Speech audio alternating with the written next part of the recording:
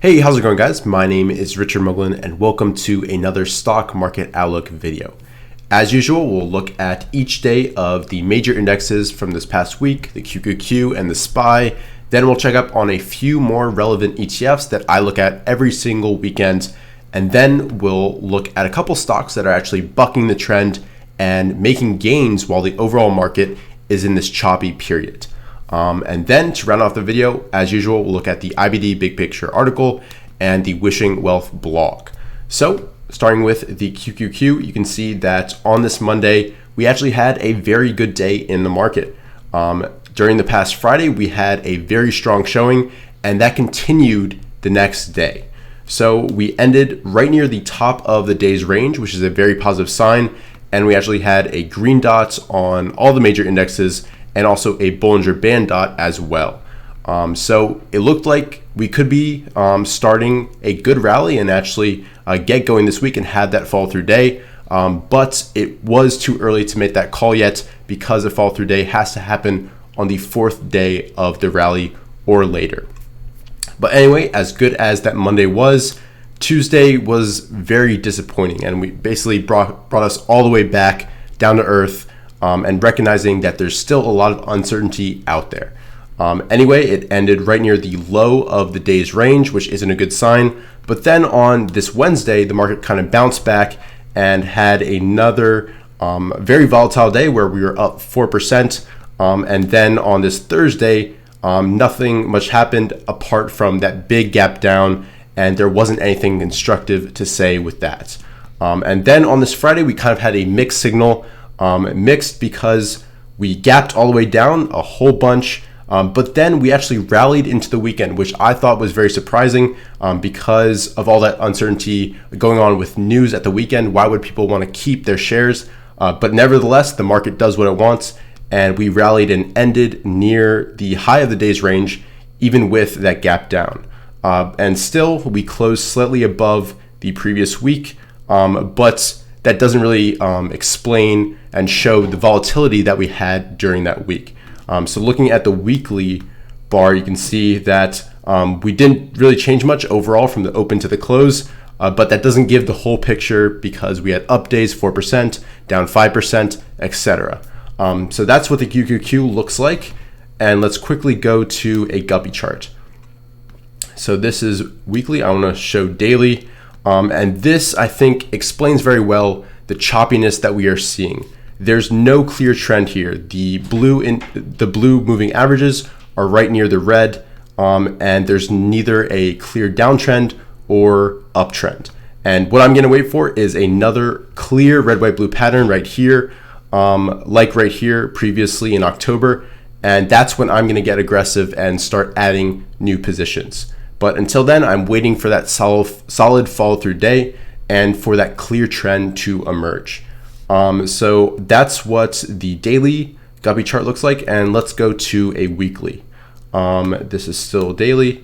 And you can see that the weekly red, white, blue pattern has finally ended on the QQQ. And on the SPY, it actually looks a little bit worse. You can see that the red EMAs are actually below, or at least some of them are below the blue EMAs. But looking now at the SPY's daily guppy chart, you can see that we're in a clear downtrend on the SPY, which is not a good sign. And it's going to take a lot to actually turn that around and restart that uptrend. And looking on the normal chart, you can see a similar pattern to the QQQ, but we are still below the 4-day, 10-day, 50-day, and 30-day EMAs. And on the SPY, we're below the 200-day as well. Now, I also like to check up on the IWM, the Russell 2000, and it is actually even weaker than the SPY and the QQQ. So looking at this, you can see that we're all the way below this big area of support here, where we had that big consolidation period in the IWM from basically March all the way to when we had this nice period of trading in mid-October. So not a good sign there.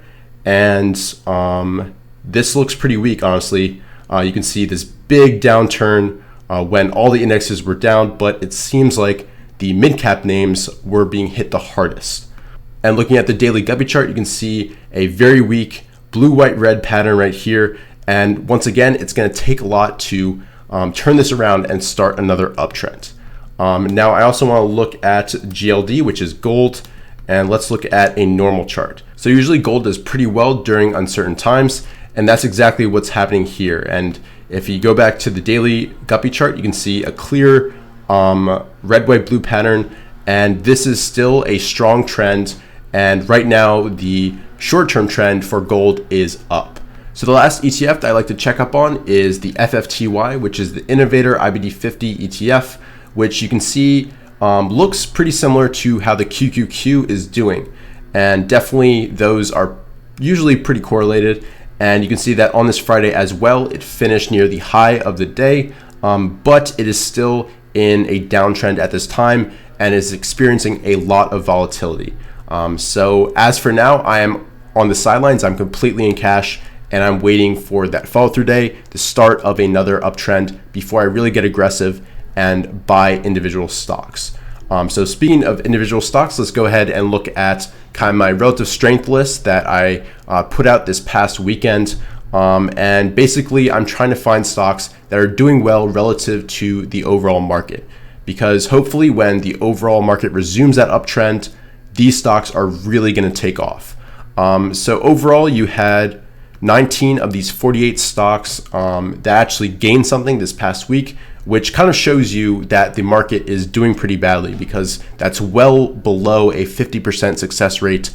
And there are some standouts here. You've got ENPH doing well. Safe's been doing very well, honestly. It's just been in a nice uptrend. Sedge is also doing well. Just kind of the solar stocks are doing very well. If you look at the TAN ETF, you can see that it is still in a red, white, blue pattern, even though the overall market is experiencing this big weakness. But going back to individual stocks, probably the most promising stock that I've been looking at is Dexcom. That trend is very good. It had a green dot on Thursday, and it's been holding up very, very well. So these are just kind of some stocks that I'm looking at this time. But as I said, the odds are not good if you're looking for growth stocks to invest in at this time. Breakouts aren't working. Pullbacks aren't working really either. And I'm personally not taking any risks at this time. If you are trading, I recommend that you trade smaller or set your stop losses a little bit closer than usual. You want to be trading you want to be trading the most when you're trading at your best, and the least when you're trading the worst. And that is definitely based on how the market is performing at the same time as well. So that's how growth stocks are doing at this time. So let's go ahead now and look at the IBD Big Picture article and see what they're saying. So in this Big Picture article, they first talk about how the jobs report really didn't do anything at all to bump up the market. However, you can see that they talk about how on Friday, buyers came in late, and it helps the NASDAQ move above its key 200-day moving average, which is one positive in this down market. However, the NASDAQ composite gapped down and fell 4.2% intraday. And at the end, as I said, buyers came in and it boosted that to 1.9%. So definitely could have been a lot worse on this past Friday. They also talk about how the S&P 500 and Dow Jones also lost about 1% and 2% each. The Russell down 2%. And overall, the market isn't doing that well. So the jobs report on Friday was very positive. You had 273,000 compared to the consensus estimate of 177,000. But as I said, that didn't really do much to bump up the market when it was reported, which signifies how scared people are about the possible effects of the coronavirus. However, we did have this rate cut from the Federal Reserve, which is a positive, but overall still in a correction definitely, and we're waiting for that follow through day. So the current rally is still in effect because we haven't broken that low that we set last Friday, and Billy and Vips are doing pretty well, even though they are Chinese companies. So that is kind of the view from the professionals at IBD. So now looking at wishingwealthball.com, you can see that the GMI signal is red, and we are in the 8th day of the QQQ short-term downtrend, and the SPY is in a daily blue, white, red downtrend as we talked about previously. So basically, currently there's no trend and we're kind of just going sideways with a lot of volatility. This is not really the type of market that's going to be conducive to good results in taking up new positions, especially with breakouts and growth stocks. So personally, I'm in cash. I'm waiting for that follow through day and that uptrend to resume. But that's it for this video. Thank you so much for watching. Please remember to leave a like down below. It really helps me out and helps out the channel. But other than that, I hope you guys have a fantastic rest of your weekend, and I'll see you guys in future videos.